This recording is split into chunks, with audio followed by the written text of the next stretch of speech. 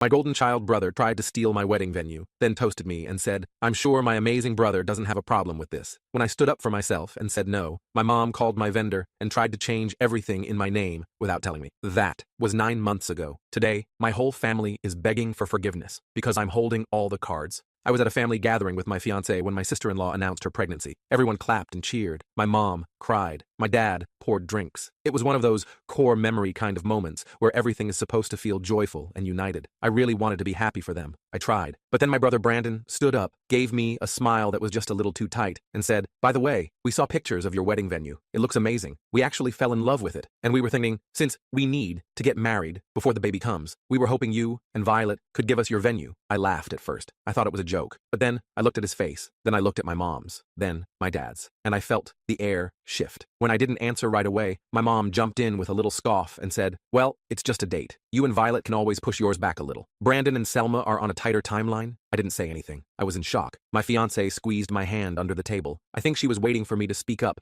but honestly, I didn't know what to say. Especially when Brandon chimed in with, "I'm sure my amazing brother doesn't have a problem with this." He even raised his glass to toast me. But then, for the first time in my life, I grew a backbone. I said no. They weren't having our venue, and if they thought they were, they could shove it. Instantly, my sister-in-law's tears started. She said I was ruining their wedding. My brother was hugging her, shooting daggers at me. My mom was trying to pull me aside for a little chat. It was chaos. So much chaos that me and my fiancée Violet didn't even stay. We left promptly. Of course, the next day, Brandon called me. He sounded desperate. Said he and Selma couldn't imagine getting married anywhere else. I stood my ground. I even offered to help them look for other venues. I sent over some that had similar vibes. He turned them all down instantly. "It's not the same," he said. Then my mom started calling every day. Sometimes more than once. She used every guilt tactic in the book. "Brandon has always been more sensitive than you. This pregnancy hasn't been easy on Selma. You've always been the strong one." It was like they were running a coordinated campaign to wear me down. And it would have worked. It always worked. But this time, Violet wasn't having it. She told me flat out that if I gave in again, she'd lose it. A week later,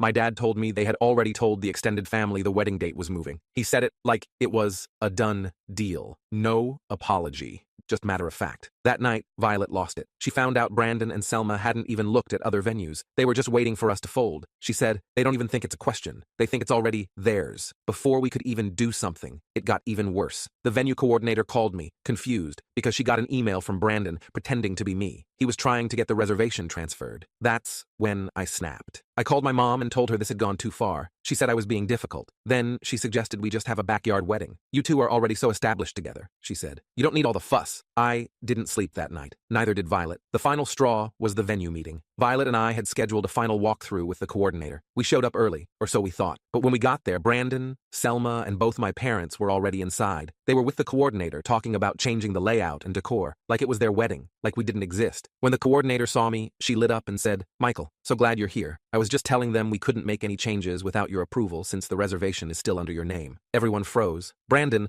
looked like he swallowed a lemon. My mom turned pink. My dad folded his arms and narrowed his eyes like he was daring me to make a scene. I made one. I don't think I even planned to speak. It just spilled out. I said, "For once in my life, I found something that was just for me, for us, and you still couldn't let me have it. Not even this, not even one damn thing." My dad stepped forward and said, cold as ice, "After everything we've done for you, this is how you repay your family? By denying your brother happiness?" That line hit me so hard, I felt my knees go weak, but I didn't back down. I told the coordinator nothing was changing. The wedding date was ours. The reservation was ours. And if anyone tried to mess with that again, I'd report the impersonation attempt. My mom looked like I had slapped her. Brandon tried to say something, but Violet stepped in and said, "No, we're done here." We left. I kept checking my phone, expecting a flood of angry messages, but there was nothing. Complete silence. That silence lasted a week, and then I got a hit that made me realize my parents weren't done. They were just getting started. I got a text from my cousin Jamie. She asked if everything was okay because my mom had been telling people that Violet and I were having issues and might be postponing the wedding. I was furious. They were still trying to manipulate the situation, just from a different angle. I called Jamie and told her the truth. All of it. She was shocked. She promised to set the record straight with the rest of the family. I thanked her, but I knew the damage was already being done. My mom was spinning a narrative where Violet and I were the problem. The stress of the situation was taking its toll on both of us. Violet and I had several sleepless nights discussing how to handle the ongoing family drama. We even considered hiring additional security for our wedding day, just in case my family tried to cause a scene. The venue coordinator,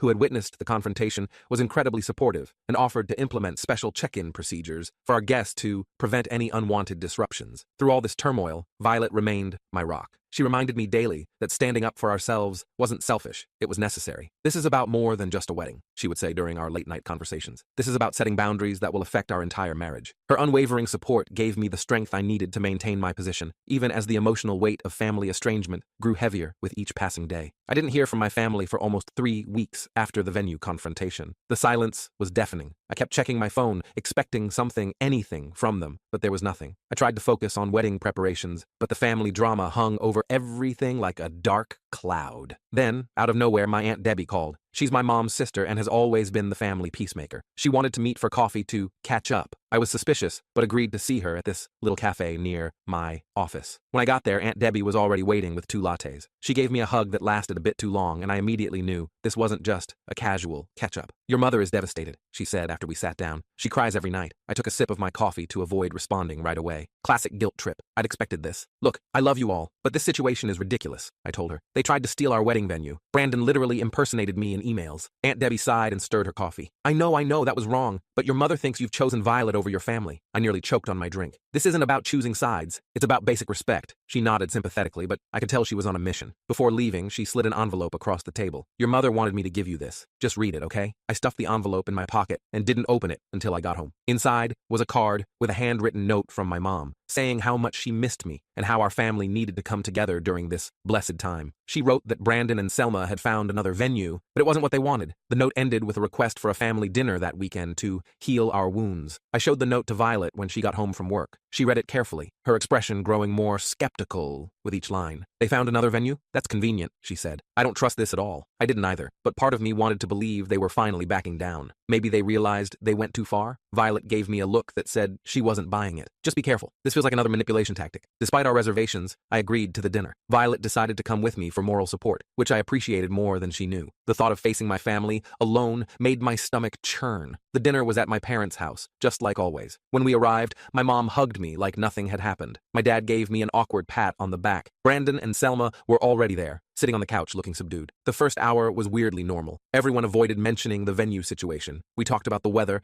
my dad's golf game, my aunt's new puppy, anything but the elephant in the room. The tension was unbearable. Finally, during dessert, my mom cleared her throat. "We want to apologize for how everything happened," she said, looking between me and Violet. "We got carried away with the excitement of the baby news." Brandon nodded. "Yeah, man. I shouldn't have tried to email the venue. That was messed up." It wasn't exactly a heartfelt apology, but it was something. I felt Violet relax slightly beside me. "We found another place," Selma added. "It's not as nice, but it'll work." My mom reached across the table and took my hand. "We're family. We shouldn't let something like this come between us." I wanted to believe them. I really did. The relief of having this conflict potentially behind us was overwhelming. Violet and I exchanged glances, and I could tell she was cautiously optimistic too. As we were leaving, Brandon pulled me aside. "No hard feelings, right? We're good?" I nodded, though something still felt off. "Yeah, we're good." The drive home was quiet. Violet finally broke the silence. "That was surprisingly civil." "Too civil?" I asked. She shrugged. Maybe they really did realize they were wrong. I wanted to believe that was true. For the next week, things seemed to be getting back to normal. My mom called regularly with wedding questions. Brandon sent me links to Tuck's rental places. It felt like we were moving past the drama. Then I got a call from Jamie. "Hey, have you seen Selma's Instagram story?" I hadn't. I rarely check social media. "No, why?" Jamie hesitated. "You should look at it. Right now." I pulled up Instagram while still on the phone with Jamie. Selma had posted photos of herself and Brandon at our venue. The caption read, "Wedding planning day. Can't believe we found our dream venue after all. Blessed bride, October, wedding. October, our wedding month." What the hell? I muttered, scrolling through more photos. They were definitely at our venue. The same coordinator was in one of the pictures, looking uncomfortable. I called the venue immediately. The receptionist put me on hold for what felt like forever before the coordinator, Lisa, came on the line. "Michael, I was just about to call you," she said, sounding stressed. "Your brother and his fiancée came by today. They said there had been a family meeting and you had agreed to swap dates with them. They had your parents with them, who confirmed the story." My blood ran cold. "That's completely false. We never agreed to that." Lisa sighed. "I thought something seemed off. They were very insistent, and your mother was persuasive. She mentioned something about being a longtime friend of the owner's wife." "Great." My mom was pulling strings behind the scenes. "Nothing has changed?" I said, firmly. "Our reservation stands. Please don't make any changes without written confirmation directly from me or Violet." Lisa assured me she wouldn't. After hanging up, I showed Violet the Instagram posts and told her about the call. She was livid. "They're still trying to take our venue after pretending to apologize." She paced around our living room, fuming. "And they brought your parents as backup? This is insane." I called my mom, ready for a confrontation, but she didn't pick up. Neither did my dad or Brandon. They were clearly avoiding me. The next day, I received an email from the venue. The owner himself had written to inform me that due to a scheduling conflict, they needed to discuss options for our wedding date. He mentioned his long friendship with the Reynolds family, my mom's maiden name, and hoped we could come to an amicable solution. I showed the email to Violet. She read it twice, her face getting redder by the second. "They're using connections to pressure the venue," she said. "This is unbelievable." I felt sick. My family was still trying to steal our wedding, but now they were being sneakier about it. The fake reconciliation had just been to lower our guard. We decided to go to the venue in person. When we arrived, the owner, Mr. Hartley, was there along with Lisa. He was a tall, distinguished-looking man in his 60s with silver hair and an expensive suit. "Ah, Michael," he said, extending his hand. "Good to finally meet you. I understand there's been some confusion about the October date." "There's no confusion," I replied, shaking his hand firmly. "We booked this venue over a year ago. We have a contract and have paid most of the balance already." Mr. Hartley nodded. Yes, of course, but your mother explained the situation with your brother's baby. Family should come first, don't you think?" Violet stepped forward. "With all due respect, Mr. Hartley, our contract is legally binding. We're not changing our date." His smile tightened. "I understand, but perhaps we could offer you a discount for a different date, or a partial refund if you choose another venue." I couldn't believe what I was hearing. "Are you seriously trying to buy us off our own wedding date?" Mr. Hartley looked uncomfortable. "I'm just trying to help find a solution that works for everyone. Judith Reynolds has been a dear friend of my wife's for decades. Of course, my mom had been in the same country club as the Hartleys for years. She was leveraging that relationship to pressure the venue. Our contract is clear," I said. "If you breach it, we'll be forced to take legal action." I wasn't sure if we could actually afford a lawyer, but the threat seemed to work. Mr. Hartley's expression changed. "I see. Well, I certainly don't want any legal complications." He cleared his throat. "Your reservation will remain as scheduled." We left feeling victorious, but shaken. In the car, Violet grabbed my hand. "I can't believe they're still trying to take our wedding. What's wrong with your family?" I didn't have an answer. I was asking myself the same question. When we got home, I had 3 missed calls from my mom and a text from Brandon. Way to make things difficult. Again, I turned off my phone. I needed space to think. The next morning, I woke up to an email from our wedding photographer canceling on us. She cited a family emergency, but offered no details. An hour later, our florist called to say they could no longer fulfill our order due to a supply issue. By afternoon, our DJ had also backed out. It couldn't be a coincidence. I called the photographer directly and pressed for the real reason. After some hesitation, she admitted that my mother had called her, saying our wedding was being postponed and that she should take Brandon and Selma's wedding instead. Same date, better pay. "I'm so sorry," she said. "I didn't realize there was more to the story. Your mother was very convincing." I thanked her for her honesty and asked if she would reconsider. She agreed, apologizing profusely for the confusion. The florist told a similar story when I called back. My mom had contacted them claiming to be helping me with wedding arrangements and said we were changing our plans. The DJ had received a call from Brandon directly, offering more money for the same date. I was beyond angry. My family was systematically trying to dismantle our wedding by poaching our vendors. It was calculated and cruel. Violet and I spent the entire weekend contacting every vendor to confirm our arrangements and warn them about potential interference from my family. Most were understanding, though a few seemed skeptical of the bizarre situation. On Monday morning, I received a call from an unknown number. It was Selma's mother, Patricia. I'd only met her a few times at family gatherings. "Michael, I hope I'm not overstepping," she began, "but I'm concerned about what's happening with this wedding venue situation." I braced myself for another attack, but her next words surprised me. "Selma and Brandon told us they found this perfect venue, but it was already booked by you. They said you agreed to switch dates, but now you're backing out." I explained what had really happened, how they had tried to take our venue after we'd already planned and paid for everything, how they'd pretended to find another place only to go behind our backs again. Patricia was silent for a moment. "That doesn't sound like what they told us. They said you were being selfish and putting a venue above family." "We've spent over a year planning this wedding," I said. "We've paid deposits, sent invitations, and arranged for people to travel from across the country. They announced their pregnancy and immediately tried to take over our plans without any consideration for us." There was another pause. "I see. I think I need to have a conversation with my daughter. This doesn't sound right." After we hung up, I felt a glimmer of hope. Maybe having another perspective would help Selma and Brandon see how unreasonable they were being. That hope was short-lived. The next day, my mom showed up at our apartment unannounced. Luckily, I was working from home, or she might have ambushed Violet alone. "We need to talk," she said, pushing past me into the living room. "This has gone far enough." I closed the door, steeling myself. "I agree. You need to stop interfering with our wedding vendors." She waved her hand dismissively. "That's not what I mean. Patricia called me yesterday, very upset. She said you've been spreading lies about Brandon and Selma." I couldn't believe what I was hearing. Lies? Everything I told her was true. My mom sat down on our couch, uninvited. "Michael, I've always known you were jealous of your brother, but this is taking it too far. Selma is pregnant. They need to get married quickly, and they fell in love with your venue. Why can't you just be supportive?" I felt like I was losing my mind. "Mom, they tried to steal our venue after we already planned everything. How am I the bad guy here?" She sighed dramatically. It's just a venue, Michael. You and Violet can get married anywhere. Brandon and Selma have a specific vision, and with the baby coming, so do we, I interrupted. We have a vision too. We've been planning this for over a year. My mom stood up, her expression hardening. I didn't want to have to say this, but your father and I contributed to Brandon's college fund. We paid for his car. We've supported him financially for years. We haven't had to do any of that for you because you've always been more independent. I knew where this was going. So, I owe you? Not owe, exactly. But family supports family. You've never needed our help before. Brandon has. And now he needs this. I took a deep breath. Mom, I'm not giving up our venue. End of discussion. She looked at me like I was a stranger. Then I don't think your father and I can attend your wedding. It would be too painful, knowing you chose a building over your brother's happiness. The threat hung in the air between us. She was actually willing to skip my wedding over this. That's your choice, I said quietly. But our wedding is happening as planned, with or without you there. After she left, I sat in stunned silence for a long time.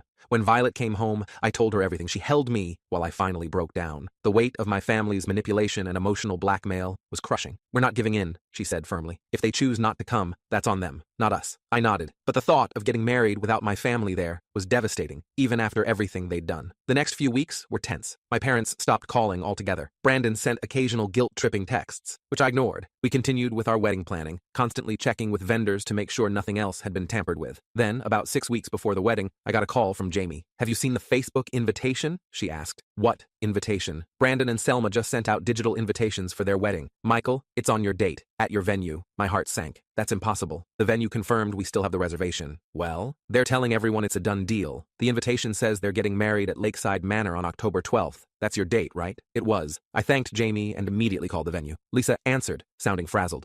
Michael, I'm so glad you called. We have a situation. Your brother has been telling people his wedding is confirmed here on your date. We've been getting calls from his guests asking about accommodations and directions. But our reservation is still secure, right? I asked, panic rising. Absolutely, she assured me.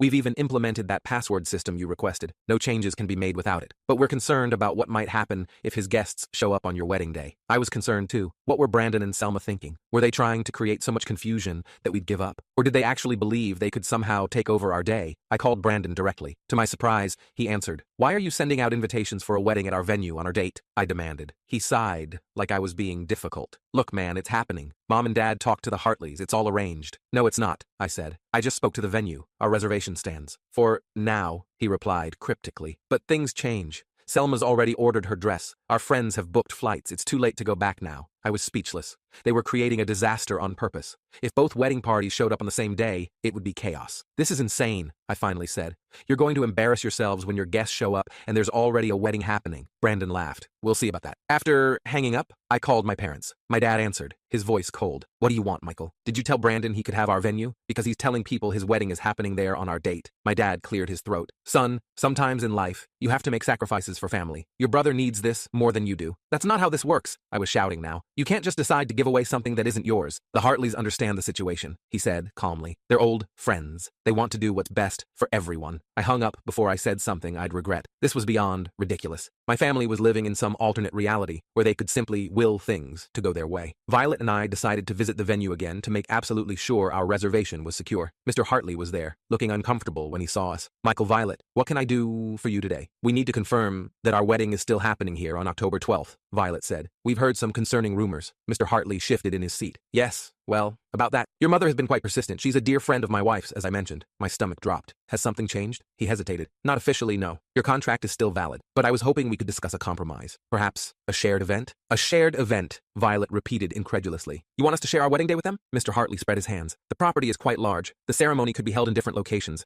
and the reception could be coordinated. I couldn't believe what I was hearing. That's completely unacceptable. We paid for exclusive use of the venue. Yes, of course, he backpedaled. It was just a suggestion. Your reservation remains as is. We left feeling even more anxious than before. It was clear Mr. Hartley was feeling pressure from my mom, and I wasn't sure how long he would hold firm. That night, we received an email from him. The subject line made my heart stop. Important update regarding your reservation. I opened it with trembling hands, Violet reading over my shoulder. Dear Michael and Violet, after careful consideration, I must inform you that we are unable to accommodate your wedding on October 12th due to unforeseen circumstances. We would be happy to reschedule for another date or provide a full refund of your deposit. I apologize for any inconvenience this may cause. Sincerely, Robert Hartley, Lakeside Manor. Violet gasped. He can't do this. We have a contract. I read the email again, rage building inside me. This was the final straw. My family had finally gotten what they wanted, or so they thought. I forwarded the email to my friend Alex, who happens to be a lawyer. Can he legally do this? I asked. Alex called me within minutes. Absolutely not. Your contract has a specific clause about cancellations. They can only cancel in case of natural disasters, fire,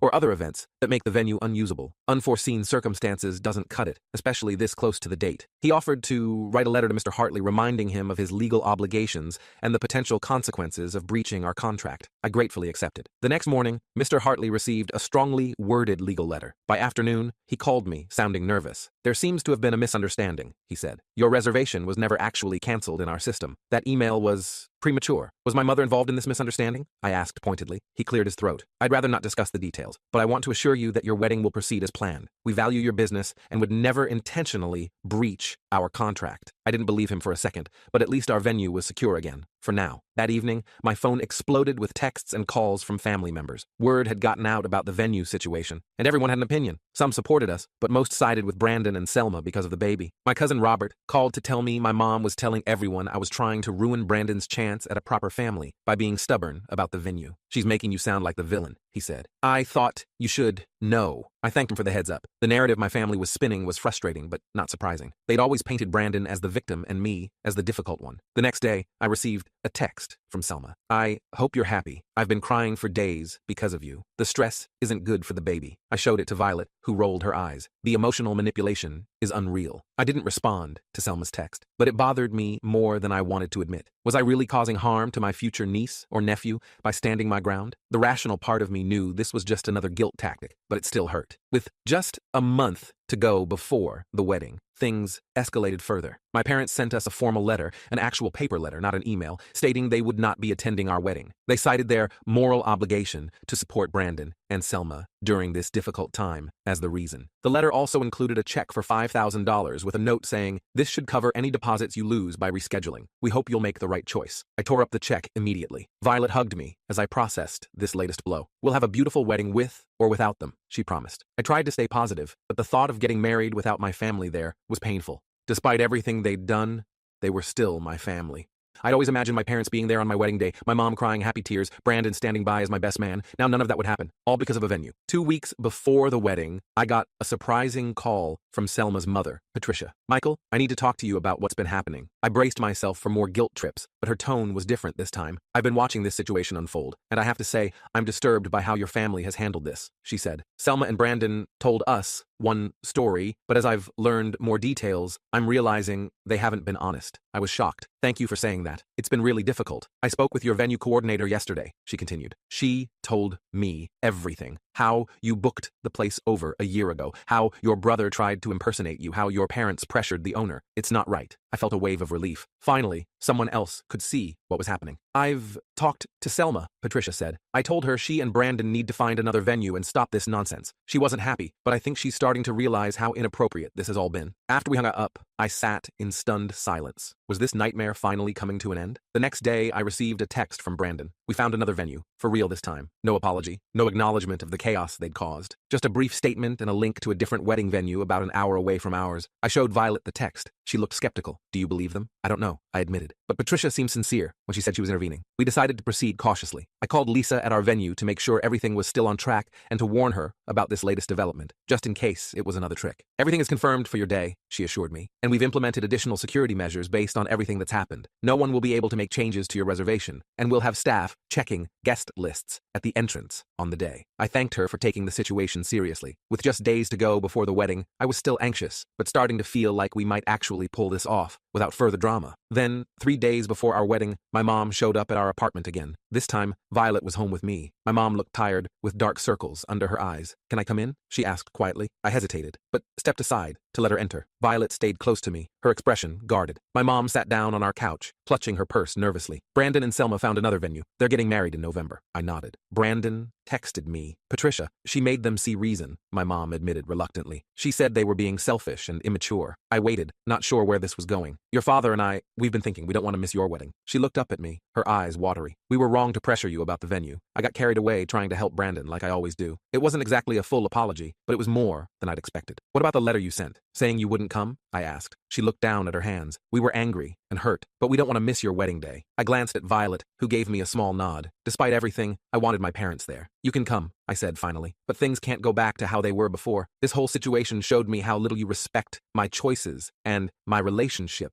with Violet. My mom nodded, tears spilling down her cheeks. I understand. We'll do better. After she left, Violet and I discussed what had happened. We were cautiously optimistic, but still wary. This family drama had taken over our lives for months, and it was hard to believe it was really over. Do you think Brandon will come too? Violet asked. I shrugged. I don't know. Mom didn't mention him. The answer came the next day in a text from Brandon. Congrats on getting your way. Always do, don't you? We'll be there, but don't expect me to pretend to be happy about it. Not exactly warm, but at least he was coming. I showed the text to Violet, who sighed. Well, it's something, she said. Maybe with time, they'll realize how ridiculous this whole thing was. The day before our wedding, we had our rehearsal dinner. My parents attended, looking uncomfortable but making an effort. Brandon and Selma came late and left early, barely speaking to anyone. It was awkward, but at least there were no scenes. As we went to bed that night, Violet squeezed my hand. No matter what happens tomorrow, it's about us, not them. She was right. After months of family drama, I was determined to focus on what really mattered, marrying the woman I loved. The morning of our wedding dawned bright and clear, perfect weather for our lakeside ceremony. As I got ready with my groomsmen, I felt a mix of excitement and lingering anxiety. Would my family behave today, or did they have one last surprise in store? The morning of our wedding dawned bright and clear, perfect weather for our lakeside ceremony. As I got ready with my groomsmen, I felt a mix of excitement and lingering anxiety. Would my family behave today, or did they have one last surprise in store? My best friend Quinn noticed my nervousness as he helped adjust my tie. Dude, you look like you're about to jump out of your skin. Everything okay? I tried to smile, but couldn't quite pull it off. Just wondering what new drama my family's going to pull today. Quinn shook his head. That's why we've got 3 of my cousins working security at the entrance. Nobody's ruining this day. I hadn't told many people about the venue drama, but Quinn knew everything. When he heard what was happening, he immediately volunteered his cousins who worked security at various events. It was a relief knowing they'd be checking guests at the door. As I finished getting ready, my dad knocked on the door of the suite where we were preparing. When Quinn let him in, I braced myself for something. More guilt trips, maybe. But my dad just stood there awkwardly for a moment before asking if he could speak to me alone. Once everyone else had stepped out, my dad cleared his throat. Son, I want to apologize for everything. Your mother and we got caught up in trying to help Brandon like we always do. We didn't stop to think about what we were doing to you and Violet. I was stunned. My dad never apologized for anything. It's your wedding day, he continued, and I'm proud to be here. I'm proud of you for standing your ground when we were being unreasonable. I didn't know what to say. After months of fighting, this sudden change felt surreal. Is this for real? I finally asked. Because yesterday at the rehearsal dinner, you barely spoke to me. My dad sighed. I was embarrassed. It's not easy admitting you've been wrong. But your Aunt Debbie gave me hell last night. Said I was about to miss one of the most important days of my son's life because of stubborn pride. That sounded like Aunt Debbie. She'd always been the only person who could get through to my dad. So, we're okay? I asked, cautiously. We're getting there, he replied, extending his hand. I took it, and he pulled me into an unexpected hug. As we headed to the ceremony site, I felt lighter than I had in months. Maybe, just maybe, this day would go smoothly after all. The ceremony area looked even more beautiful than I'd imagined. The old oak trees were draped with simple white lights, and the lake sparkled in the background. Chairs were arranged in neat rows,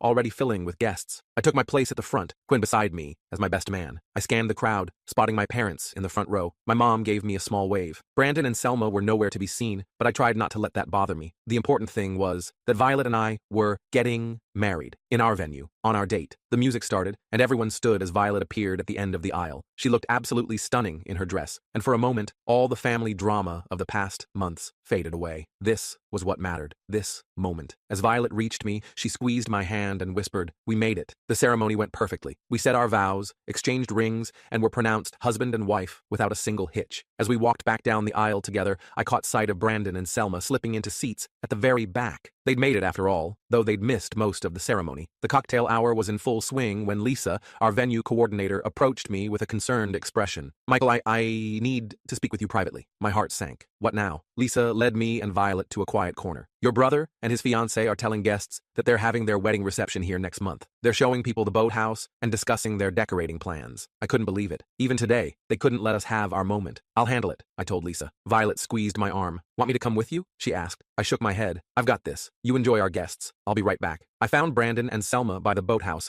surrounded by a small group of relatives. Selma was gesturing at the windows, saying something about string lights. Brandon, I said, keeping my voice level. Can I talk to you for a minute? He looked annoyed, but followed me to a quiet spot by the lake. What are you doing? I asked. Lisa tells me you're giving people a tour of your future reception venue. Today, at my wedding. Brandon shrugged. We are having our reception here next month. Mr. Hartley confirmed it yesterday. I took a deep breath. That's fine, but today is our wedding. Can you please just let us have this day without making it about you? Everything's always about you, he snapped. You got the venue. You got mom and dad to apologize. You always win. I stared at him, suddenly seeing our relationship with perfect clarity. This wasn't about the venue. It never had been. This was about a lifetime of perceived slights and jealousies I hadn't even been aware of. Brandon, I don't know what you think I've won in life, but it wasn't a competition. I just wanted to marry Violet in the place we chose, on the date we planned. He looked away, jaw tight. Whatever. We'll leave if we're such a problem. I don't want you to leave, I said, surprising myself with how much I meant it. I want you to be my brother, to be happy for me like I'm trying to be happy for you and the baby. Something in his expression shifted. You're happy about the baby? Of course I am. I'm going to be an uncle. That's awesome. Brandon was quiet for a moment. I thought you were mad about that too. Why would I be mad about your baby? He shrugged again, but it seemed less defensive this time. I don't know. You seemed upset when we announced it. I was upset that you tried to take our venue right after. Not about the baby, I explained, feeling like we were finally having a real conversation for the first time in months. Brandon looked genuinely surprised. Oh, I guess that makes sense. We stood in awkward silence for a moment before he spoke again. Look, we won't talk about our reception today. That was not cool. It wasn't exactly an apology, but it was something. Thanks. And congratulations again, seriously. You're going to be a great dad. His expression softened slightly. You think so? Yeah, I do. As we walked back to the reception, I felt like something had shifted between us. Not fixed, not by a long shot, but maybe the beginning of something better. The reception was in full swing when we returned. Violet gave me a questioning look, and I nodded to let her know everything was okay. She looked relieved as she pulled me onto the dance floor for our first dance as husband and wife. As we swayed to the music, I filled her in on my conversation with Brandon. It's not perfect, but it's a start, I concluded. Violet smiled. That's all we can ask for today. The rest of the reception was everything we'd hoped for. Good food, great music, and our closest friends and family celebrating with us. My parents seemed to be making a genuine effort, chatting with Violet's family and even sharing a dance together. Brandon and Selma kept to themselves mostly, but stayed until the end, which felt like its own kind of peace offering. As the night wound down, Quinn tapped his glass for attention. I'd like to make a toast to the newlyweds, he announced. Everyone raised their glasses as Quinn turned to us. Michael, I've known you since college, and I've never seen you as happy as you are with Violet. You two fought for this day, for each other, and that's what marriage is all about. To Michael and Violet. To Michael and Violet, everyone echoed. After the toast, my mom approached us, looking nervous. I have something for you, she said, handing me an envelope. Inside was a card with a check, a generous wedding gift, far more than I'd expected after everything that had happened. Mom, this is too much, I started, but she shook her head. It's not enough. We should have supported your wedding from the beginning. This doesn't make up for that, but we want you to know we're trying. I hugged her, feeling like we might actually be able to repair our relationship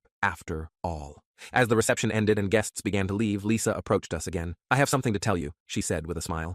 Mr. Hartley asked me to let you know that your brother's reception has been moved to the garden pavilion, not the boathouse. He felt it was important that your wedding spaces remain unique to you. I was surprised. Did my parents arrange that? Lisa shook her head. No, it was Mr. Hartley's decision. After seeing your wedding today, he said some traditions shouldn't be shared. Each couple deserves their own special memories. It was a small thing, but it felt significant. One last affirmation that our wedding was ours alone. As Violet and I prepared to leave for our honeymoon, my dad pulled me aside for one last conversation. I'm sorry we almost missed this, he said quietly. Your Aunt Debbie was right. Some things are too important to let pride get in the way. I nodded, not trusting myself to speak without getting emotional. And son, he added, I want you to know I'm proud of how you handled all this. Standing up for yourself and Violet wasn't easy, especially with us pressuring you. You did the right thing. Coming from my dad, those words meant everything. Our send-off was perfect. Friends and family lining the path to our car, tossing flower petals as we ran through. Even Brandon managed a genuine smile and a quick congratulations as we passed. In the car, finally alone, Violet turned to me with tears in her eyes. We did it. Despite everything, we had our perfect day. I squeezed her hand. It was perfect because it was ours. As we drove away from the venue, I couldn't help glancing back one last time at the boathouse lit up against the night sky. The place had become so much more than just a wedding venue to us. It had become a symbol of our relationship, worth fighting for, worth standing up for, even when it would have been easier to give in. 2 weeks later, we returned from our honeymoon to find things had settled into a new normal with my family. My parents called regularly, making an effort to ask about our lives and actually listen to the answers. Brandon and I weren't best friends, but we were civil, which was progress. Their wedding went ahead in November at Lakeside Manor, though in the garden pavilion rather than the boathouse. Violet and I attended, genuinely happy for them as they started their own marriage journey. Selma even asked Violet for advice on handling pregnancy while planning a wedding, a small olive branch that meant a lot to both of us. Christmas that year was surprisingly pleasant. My parents hosted as usual, but there was a different feeling in the air. Less tension, more genuine warmth. When Brandon announced they were having a boy, I was the first to congratulate him, and his smile seemed real when he asked if I'd be the godfather. "Are you sure?" I asked, surprised by the request. "Yeah," he said. "Despite everything, you're still my brother, and you're probably the most stubborn, loyal person I know. That's who I want, looking out for my kid." It wasn't a direct apology for the venue drama, but coming from Brandon, it was close enough. As we drove home that night, Violet rested her head on my shoulder. "Your family's actually not terrible when they're not trying to steal our wedding venue," she joked. I laughed. "True, though I'm keeping an eye on them when we buy our first house, just in case." She grinned. "Smart man, that's why I married you." Looking back now, the whole venue saga seems almost unbelievable, but in a weird way, I'm grateful it happened. It forced me to finally stand up for myself and set boundaries with my family. It showed me that Violet and I could face anything together, and most surprisingly, it eventually led to a healthier relationship with my parents and even with Brandon. Sometimes I wonder what would have happened if I'd given in like I always had before. We would have had a different wedding, sure, but more importantly, the pattern would have continued. My needs would always have come second to Brandon's. Violet and I would have started our marriage with a foundation built on resentment instead of strength. So yeah, keeping our wedding venue turned out to be about much more than just a date or a pretty boathouse by the lake. It was about claiming our place in the family as equals, not afterthoughts. It was about showing everyone, including ourselves, that our choices mattered too. And that lesson was probably the best wedding gift we could have received.